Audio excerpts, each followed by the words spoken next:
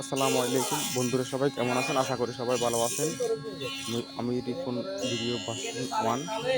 দেখেন, আমরা আগে কাজ করতে আমাদের কত কষ্ট হইতো। এখন মেশিন দিয়ে সব করতে আছে।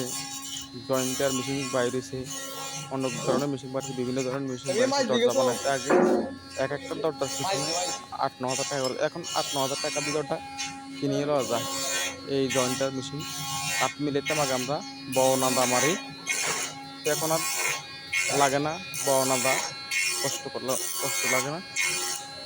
এই এই মেশিনটা দিয়ে সব চলে ইনশাল্লাহ।